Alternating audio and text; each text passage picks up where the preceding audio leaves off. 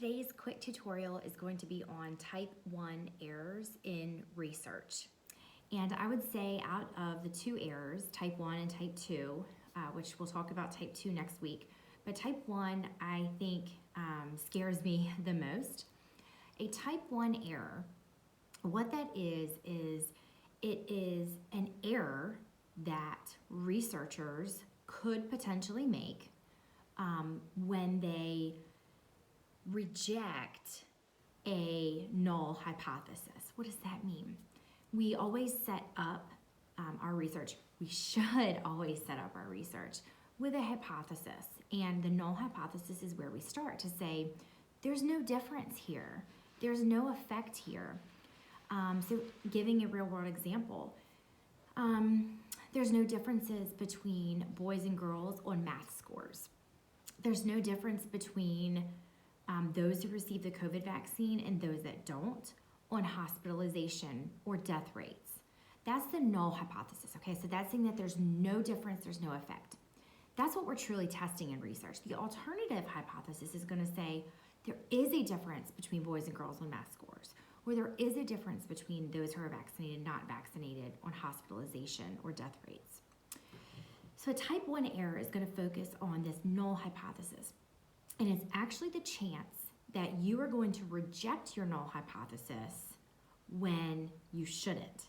So again, let's apply it. What does that mean? It means you would say, there's a difference between girls and boys on math scores, right? Because that null hypothesis said there's not a difference. So if we reject it, that means we're going to falsify it, okay? We're going to say that there is actually a difference. And when we make that potential error, there is a % likelihood in every single research study, there is a % chance, there is a likelihood that we are going to say that there's a difference, we're going to say that there's an effect when there really isn't. And that relies on your alpha level. What is your alpha level? Typically, we're going to test our research. We're going to use a level of 0.05. And typically you'll see this as P equals your P value, right? 0.05. Some research takes that down to 0.01 or 0.001, which I'm always in favor of. Because what that means is that you're reducing the likelihood that you're going to make a type 1 error. You're going to say that there's a difference between boys and girls on math scores, and really there's not. So you can either have that 0.05, which is a 5% chance, or you can have a 1% chance or a 0.1% chance. So it really depends on what kind of wiggle room you're willing to take as a researcher and they're willing to take as a researcher. And then finally, I wanted to mention how this has implications for practical generation of the recommendations from a study. So if a study's only done one time, it's done at say a P equals 0.05 or even a P equals 0.1, which you'll even see that. That means there is a 5% or 10% chance that there's an error, that you are implying there's a difference and there's not. So it's inherent in all research.